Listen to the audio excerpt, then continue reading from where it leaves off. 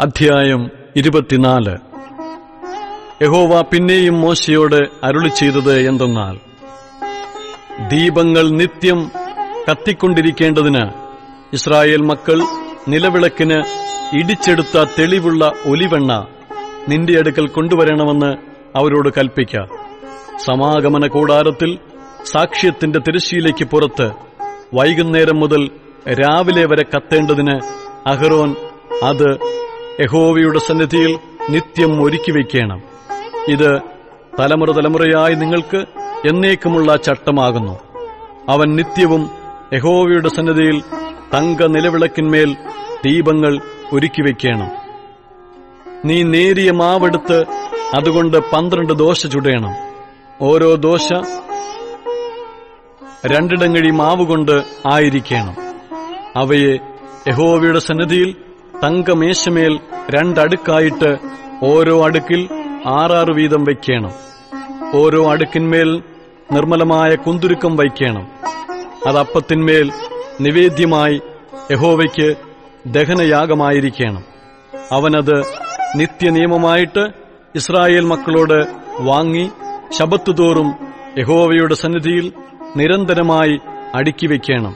അത് അഹരോനും പുത്രന്മാർക്കുമുള്ളതായിരിക്കണം. അവർ അത് ഒരു വിശുദ്ധ സ്ഥലത്തുവച്ച് തിന്നേണം. അതവന് ശാശ്വത അവകാശമായി യഹോവയുടെ ദഹനയാഗങ്ങളിൽ അതിവിശുദ്ധം ആകുന്നു. അനന്തരം ഒരു ഇസ്രായേല്യ സ്ത്രീയുടെയും ഒരു മിസ്രയീമിന്റെയും മകനായ ഒരുത്തൻ ഇസ്രായേൽ മക്കളുടെ മധ്യേ പുറപ്പെട്ടു. ഇസ്രായേല്യ സ്ത്രീയുടെ ഈ മകനും ഒരു ഇസ്രായേലിനും തമ്മിൽ പാളയത്തിൽ വെച്ച് ശണ്ഠയിട്ടു. ഇസ്രായേല്യ സ്ത്രീയുടെ മകൻ തിരുനാമം ദുഷിച്ച് ശപിച്ചു. അതുകൊണ്ട് അവർ അവനെ മോശയുടെ അടുക്കൽ കൊണ്ടുവന്നു. അവന്റെ അമ്മയ്ക്ക് ശെലോമീത്ത് എന്നു പേർ. അവൾ ദാൻ ഗോത്രത്തിൽ ദിബ്രി എന്നൊരുവന്റെ മകൾ ആയിരുന്നു. യഹോവയുടെ അരുളപ്പാട് കിട്ടേണ്ടതിന് അവർ അവനെ തടവിൽ വച്ചു. അപ്പോൾ യഹോവ മോശയോട് അരുളിച്ചെയ്തത്, ശപിച്ചവനെ പാളയത്തിന് പുറത്തു കൊണ്ടുപോക. കേട്ടവർ എല്ലാവരും അവന്റെ തലയിൽ കൈവച്ച ശേഷം സഭയൊക്കെയും അവനെ കല്ലെറിഞ്ഞു കൊല്ലേണം. എന്നാൽ ഇസ്രായേൽ മക്കളോട് നീ പറയേണ്ടതെന്തെന്നാൽ, ആരെങ്കിലും തന്റെ ദൈവത്തെ ശപിച്ചാൽ അവൻ തന്റെ പാപം വഹിക്കും. യഹോവയുടെ നാമം ദുഷിക്കുന്നവൻ മരണശിക്ഷ അനുഭവിക്കണം. സഭയൊക്കെയും അവനെ കല്ലെറിയണം.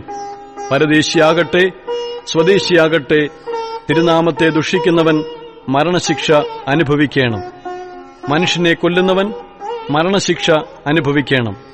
മൃഗത്തെ കൊല്ലുന്നവൻ മൃഗത്തിനു പകരം മൃഗത്തെ കൊടുക്കണം. ഒരുത്തൻ കൂട്ടുകാരന് കേടുവരുത്തിയാൽ അവൻ ചെയ്തതുപോലെ തന്നെ അവനോടും ചെയ്യണം. ഒടിവിനു പകരം ഒടിവ്, കണ്ണിനു പകരം കണ്ണ്, പല്ലിനു പകരം പല്ല്. ഇങ്ങനെ അവൻ മറ്റവന് കേടുവരുത്തിയതുപോലെ തന്നെ അവനും വരുത്തേണം. മൃഗത്തെ കൊല്ലുന്നവൻ അതിനു പകരം കൊടുക്കണം. മനുഷ്യനെ കൊല്ലുന്നവൻ മരണശിക്ഷ അനുഭവിക്കണം. നിങ്ങൾക്ക് പരദേശിക്കും സ്വദേശിക്കും ഒരു പ്രമാണം തന്നെ ആയിരിക്കണം. ഞാൻ നിങ്ങളുടെ ദൈവമായ യഹോവയാകുന്നു. ദുഷിച്ചവനെ പാളയത്തിന് പുറത്തു കൊണ്ടുപോയി കല്ലെറിയണമെന്ന് മോശ ഇസ്രായേൽ മക്കളോട് പറഞ്ഞു. യഹോവ മോശയോട് കൽപ്പിച്ചതുപോലെ ഇസ്രായേൽ മക്കൾ ചെയ്തു.